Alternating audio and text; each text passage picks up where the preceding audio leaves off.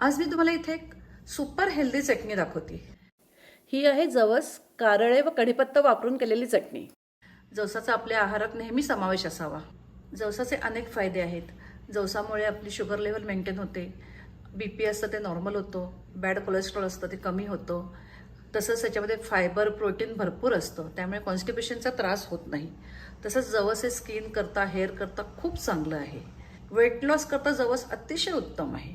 जवसामध्ये omega 3 असतं। Omega 3 फक्त आपल्याला जवसामधूनच मिळतं, त्याच्यामुळे आपले हार्ट फंक्शन सुधारते। जवस आरोग्याकरता फायदेशीर असलं तरी सुद्धा ते जास्त खायचं नाही। त्याच्याकरता तुम्ही अशी चटणी करून खा। चटणी ही आपण नेहमी थोडीच खातो। कारळ्यामुळे सुद्धा बीपी आपलं नॉर्मल होतं, शुगर लेवल मेंटेन होते, कोलेस्ट्रॉल कमी होतं, तसंच आपली डायजेशन सिस्टीम सुधारते। ह्याच्यात सुद्धा भरपूर फायबर असतं। त्याच्यात मी कढीपत्ता वापरलाय। कढीपत्ता तर आपल्या केसांकरता अतिशय उत्तम असा आहे। एका चटणीमधून आपल्याला भरपूर फायदे मिळत आहेत। नमस्कार, श्रेयाज रेसिपीमध्ये आपल्या सगळ्यांचं खूप खूप स्वागत आहे। तुम्हाला माझे व्हिडिओ आवडत असतील तर माझ्या व्हिडिओला लाईक करा, जास्तीत जास्त शेअर करा, तसेच माझ्या चॅनलला सबस्क्राईब करा, बेल आयकॉन प्रेस करायला विसरू नका। ही आहे जवसाची चटणी। फक्त जवसाबरोबर इथे मी कारळ सुद्धा वापरते आणि कढीपत्ता सुद्धा वापरते। इथे मी 3/4 वाटी किंवा पाऊण वाटी जवस घेतलेला आहे। जवसाला आळशी सुद्धा म्हणतात किंवा फ्लॅक्स सीड्स म्हणतात, लिन सीड्स म्हणतात, अशी वेगवेगळी नावं आहेत। पाव वाटी कारळ घेतलेलं आहे। हे एक प्रकारचे काळे तिळच असतात। एक वाटीभर कढीपत्ता घेतलेला आहे। कढीपत्त्याची पानं स्वच्छ धुवून वाळवून अशी घेतलेली आहेत। ही पंख्याखाली वाळवायची, उन्हात वाळवू नका। आता बाकीचं साहित्य बघूया। इथे मी शेंगदाणे पाववाटी घेतलेले आहेत, पंढरपुरी डाळ घेतलेले आहे पाववाटी, तीळ अगदी पाववाटीला कमी घेतलेले आहेत, 2 चमचे तीळ घेतलेले आहेत, आणि खोबरं घेतलेलं आहे ते असंच अर्धी पाऊण वाटी घेतलेलं आहे। जवस आणि कारळ ह्या चटणीला चव यायला आपल्याला हे सगळे पदार्थ घालायला लागतात। त्याची नुसती चटणी केली तुम्ही तर ती जरा अशी चरचरीत लागते। तुम्ही हे सगळे पदार्थ घातले तर ती चटणी छान मिळून येते आणि चवीला पण उत्तम लागते। तुमच्याकडे ह्यातलं जे अवेलेबल असेल ते घाला, डाळ नसलं नाही घातलं तरी चालेल। इथे लसणीच्या पाकळ्या घेतलेल्या आहेत, एक 10-15 घेतलेल्या आहेत, एक मोठा चमचा जिरं घेतलेलं आहे, लाल तिखट घेतलेलं आहे, आमचूर पावडर आहे आणि चवीचं मीठ घेतलेलं आहे। तिखट हे आपल्या आवडीनुसार घाला। इथे लोखंडी कढई घेतलेली आहे, त्याच्यामध्ये छान खमंग भाजलं जातं। जवस घेते, जवस घेताना स्वच्छ करून घ्यायचे, मी थोडंसं पाणी शिंपडते, असं लावून घेते, त्याच्यामुळे ते छान खमंग भाजले जातात। जवस मी भाजून घेते।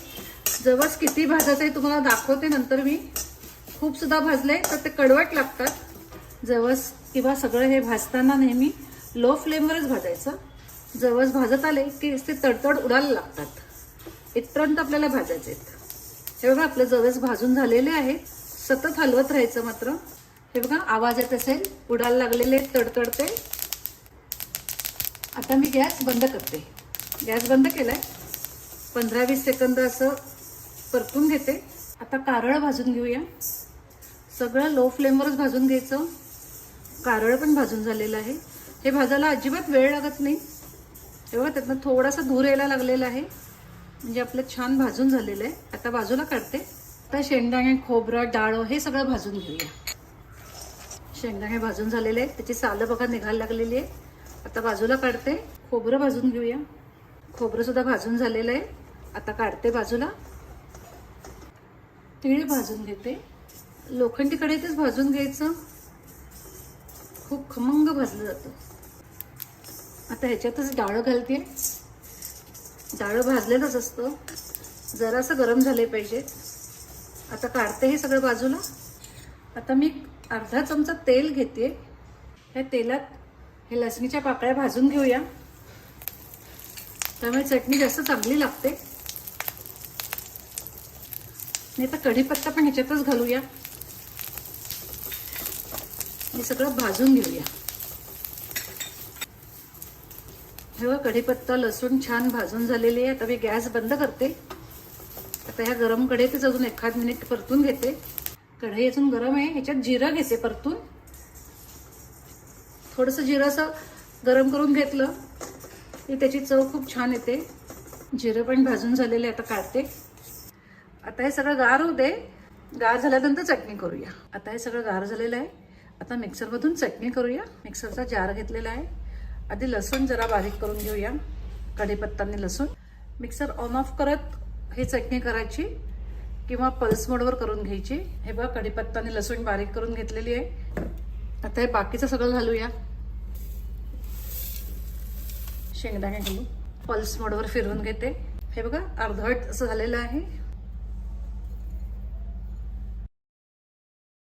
पुन्हा एकदा फिरवून घेऊया. आता खोबरं घालूया. आता एकदा खालीवर करून घेते सगळं आणि पुन्हा एकदा फिरवून घेते. सगळीकडे मीठ तिखट लागलं पाहिजे, त्यामुळे थांबत थांबत 3-4 वेळा असं मिक्सरमधून फिरवून घ्यायचं. ही बघा चटणी झालेली आहे. काढते आता ती छान एकत्र करूया.